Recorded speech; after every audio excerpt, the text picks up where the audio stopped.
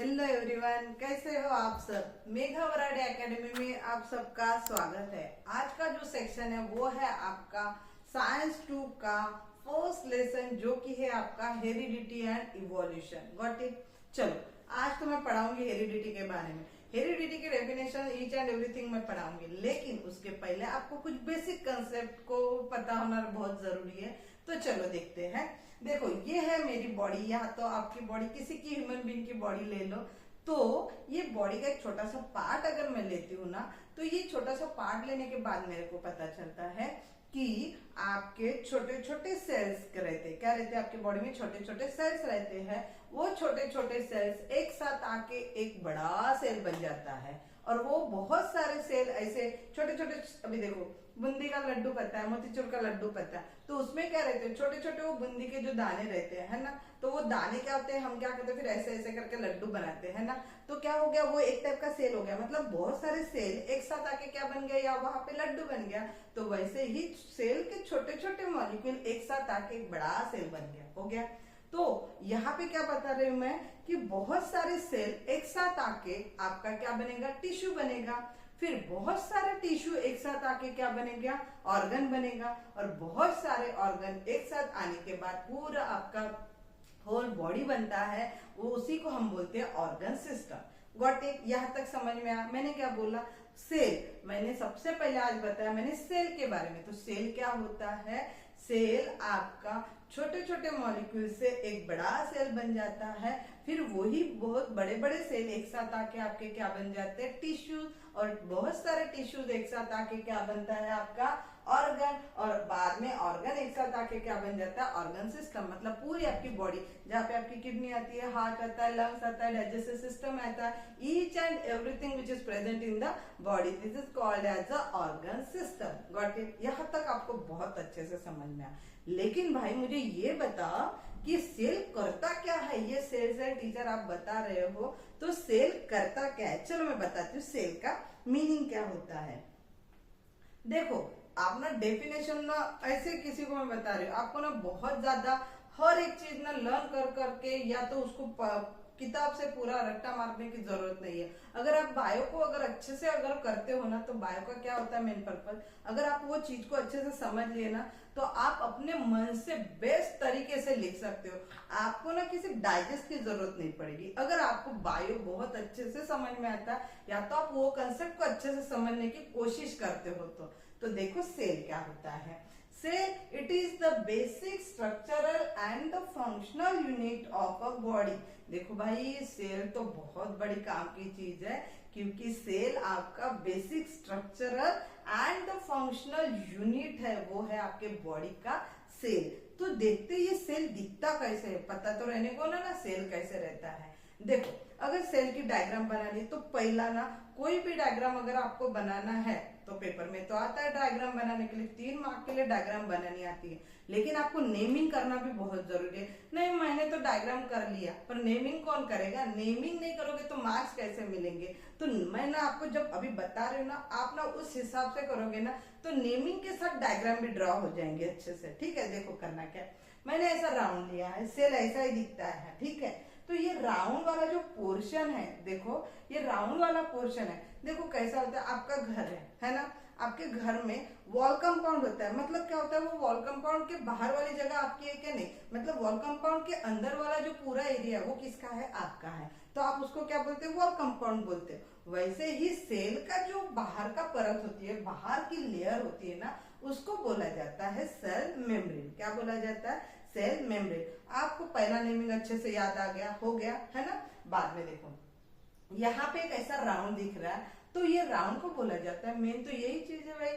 Cell, यहाँ पे क्या है? सेल के अंदर एक राउंड है, उसको बोला जाता है न्यूक्लियस। क्या बोला जाता है? न्यूक्लियस। ओके, तो देखो मैंने 2 नाम बताया। तो पहला वाला जो नाम है वो है आपका सेल मेम्ब्रेन, और जो सेल के अंदर एक नाम है, गोल है, राउंड है, उसको बोला जाता है न्यूक्लियस। अभी सेल मेम्ब्रेन और न्यूक्लियस के बीच में अभी कुछ भी नहीं है, वो एम्प्टी स्पेस है, खाली जगह है, उसको बोला जाता है साइटोप्लाज्म। क्या बोला जाता है? साइटोप्लाज्म। देखो 3 नाम तो अच्छे से याद हो गए। पहला, सेल का जो ऊपर वाला लेयर रहता है उसको बोला जाता है सेल मेम्ब्रेन। बाद में जो सर्कल है अंदर उसको बोला जाता है, क्या बोला जाता है, बोलो, न्यूक्लियस। और सेल मेम्ब्रेन और न्यूक्लियस के बीच में जो जगह, खाली जगह रहती है, उसको बोला जाता है साइटोप्लाज्म। Got it. अभी देखो मेन चीज, अभी यहाँ पे कुछ तो भी ऐसे ऐसे ऐसे ऐसे ऐसे दिख रहा है ना, वो क्या है, देखो न्यूक्लियस के अंदर रहता है जेनेटिक मटेरियल। क्या रहता है, जेनेटिक मटेरियल। और जेनेटिक मटेरियल के अंदर रहता है छुपा हुआ आपका बॉडी का हर एक उसको इंफॉर्मेशन रहती है, वो है आपका डीएनए। क्या है, डीएनए। डीएनए एकदम मास्टरमाइंड है, उसको पता है आप क्या करने वाले हो, क्या कर रहे हो, ईच एंड एवरीथिंग किसको पता रहती है, वो पता रहती है आपकी डीएनए को। तो मुझे बताओ आप सब लोग गाइस कि कैसे सेल का पूरा डायग्राम है वो कैसे करना है। ऊपर वाली लेयर को आप बोलोगे सेल मेम्ब्रेन, बाद में जो अंदर का जो राउंड है उसको बोलोगे, क्या बोलोगे, न्यूक्लियस। बाद में देखो सेल मेम्ब्रेन और न्यूक्लियस के बीच में जो जगह है उसको बोला जाता है साइटोप्लाज्म। और न्यूक्लियस के अंदर है आपका जेनेटिक मटेरियल, और जेनेटिक मटेरियल के अंदर छुपा हुआ है वो है आपका डीएनए। तो ये डीएनए क्या है टीचर, डीएनए में बताऊंगी, बहुत ज्यादा इंफॉर्मेशन रहती है उसके पास, उसको सब पता रहता है। चलो अभी हम पढ़ेंगे डीएनए के बारे में। ओके, तो यहाँ पे होता है आपका सेल का पूरा, मतलब इसलिए बोला जाता है cell is a very important, इसीलिए सेल की डेफिनेशन क्या है, it is the basic structural and functional unit. क्योंकि सेल के अंदर क्या छुपा है, आपका डीएनए छुपा है। Got it. चलो डीएनए के बारे में पढ़ते हैं। तो देखो क्या हुआ, यहाँ पे आ गया आपका जेनेटिक मटेरियल। जेनेटिक मटेरियल के अंदर है क्रोमोसोम, क्रोमोसोम के अंदर है आपका डीएनए। देखो क्रोमोसोम किस टाइप में दिखता है आपका, यहाँ पे दिख रहा है ऐसे ऐसे ऐसे ऐसे चार बटरफ्लाई जैसे दिख रहे हैं ना, तो ये होते हैं आपके डीएनए। क्या होते हैं, ये पूरे डीएनए। अभी देखो ऊपर दो लेयर है, यहाँ पे आपको पता है सब लोग, यहाँ पे, और ये जो है आपका बीच वाला उसको बोला जाता है सेंट्रोमियर। क्या बोला जाता है, आपने ना ये 9th क्लास में पढ़ा है सब कुछ।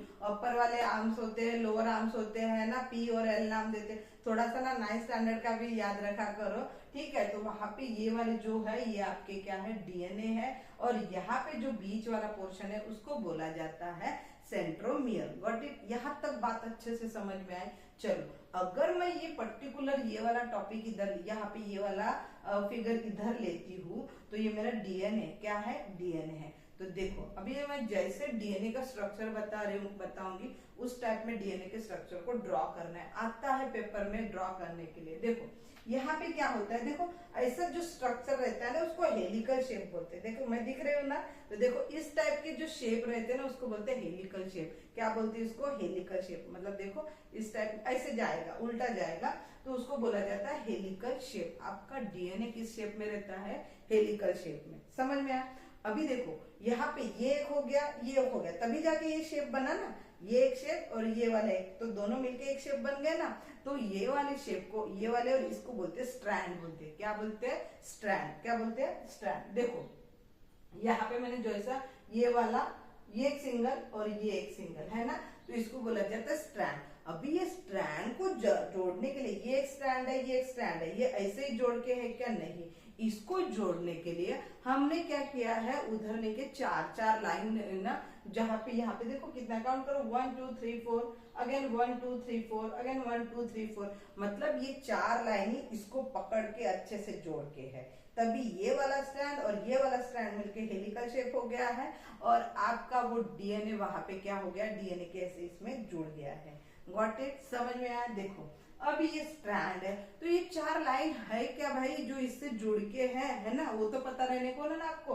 तो देखो ये चार लाइन को बोला जाता है, ये चार लाइन जो बनी होती है उसको बोला जाता है न्यूक्लियोटाइड। क्या बोला जाता है, न्यूक्लियोटाइड। ये जो पोर्शन है इसको बोला जाता है न्यूक्लियोटाइड। क्या बोला जाता है, न्यूक्लियोटाइड। तो न्यूक्लियोटाइड मतलब क्या होता है, ऐसा एक न्यूक्लियोटाइड मतलब जो नाइट्रोजनस सब्सटेंसेस से बना होता है उसको बोला जाता है न्यूक्लियोटाइड। तो ये क्या है आपका, ये होता है आपका हेलिकल शेप। ये हेलिकल शेप को जोड़ने के लिए आपको किस चीज की जरूरत होती है, स्ट्रैंड की जरूरत होती है। वहां पे कितने स्ट्रैंड होना जरूरी है, चार स्ट्रैंड होना बहुत जरूरी है। स्ट्रैंड, मैंने स्टैंड नहीं बोला, स्ट्रैंड, STRAND, स्ट्रैंड होता है। ओके, बाद में ये स्ट्रैंड जो होते हैं वो किससे बने होते हैं? वो स्ट्रैंड बने होते हैं आपके न्यूक्लियोटाइड सब्सटेंसेस, मतलब नाइट्रोजनियस सब्सटेंस से पूरे आपके ये जो स्ट्रैंड होता है वो पूरा बना होता है। Got it?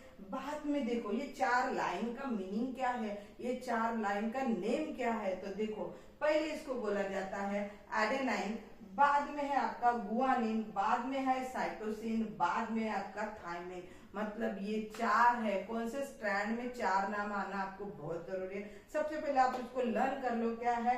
Adenine, guanine, thiamine, cytosine और बाद में होता है आपका थायमिन। ये होता है आपका DNA का स्ट्रक्चर। समझ में आया क्या?